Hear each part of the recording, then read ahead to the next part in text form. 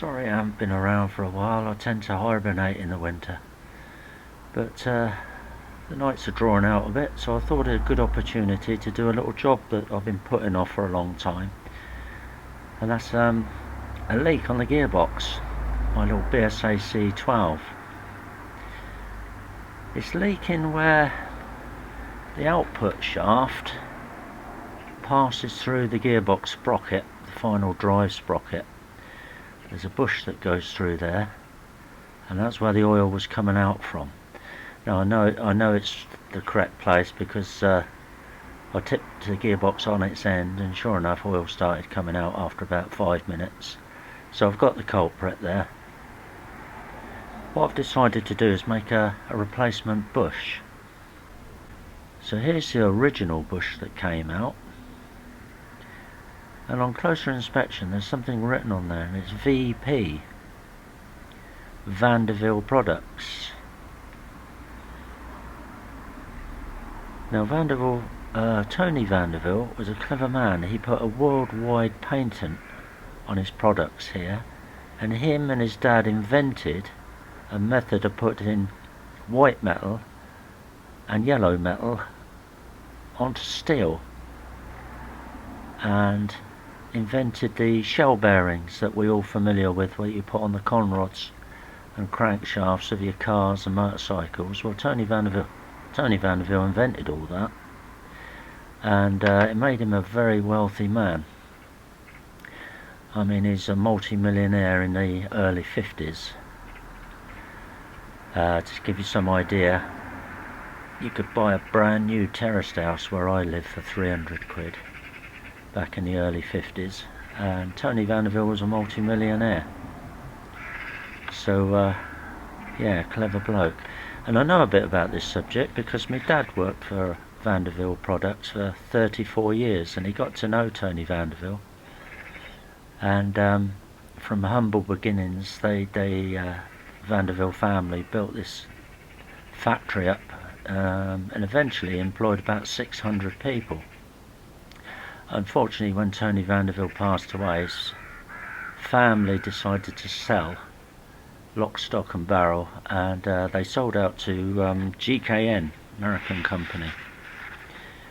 And I think inevitably what happened, GKN bowed to pressure and started manufacturing overseas, Far East and things like that, and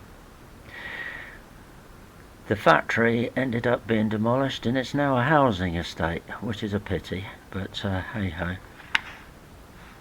Anyway, getting back to this little engine, this little gearbox. I've made the bush. I made a phosphor bronze bush in there. Quite tight tolerances, so I'm pleased with the way that went. So it's an exact copy of that. That one's well and truly worn out, so it's 66 years old, so I guess it's out of warranty now. But I'll keep it anyway as a keepsake. Put it over there. Now the gearbox has to be totally stripped down to get at this main shaft, which is okay. It's a simple little design. It's only a 4-speed box. With a bit of patience, most people can do it. But you have to take this shaft out here, which holds the selectors.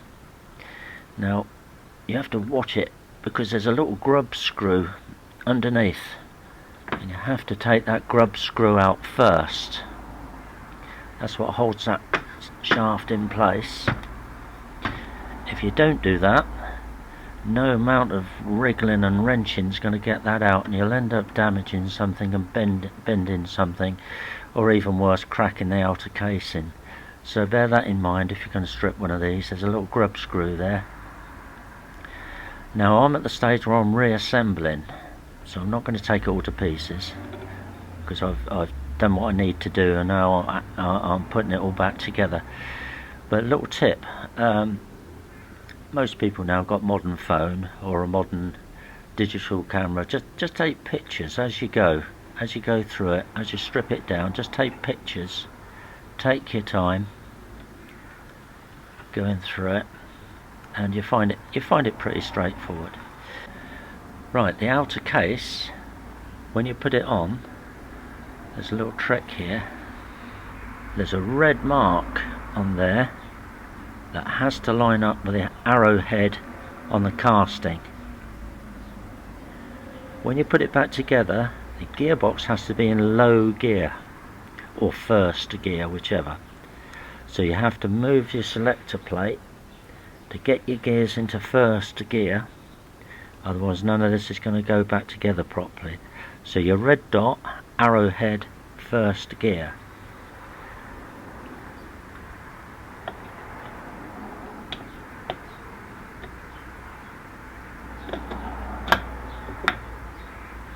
Now just take your time, patiently line it up.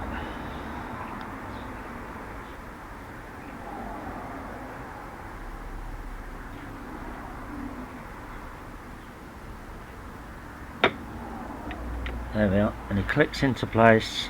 Probably can't see it properly, but take my word for it. Red dot facing that arrowhead, and it all clicks into place nicely. It's just a case of being patient.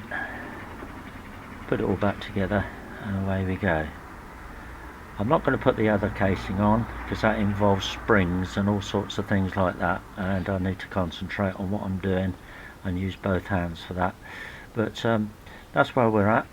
I hope I've fixed the problem. Only time will tell, I guess. That's it. Thank you.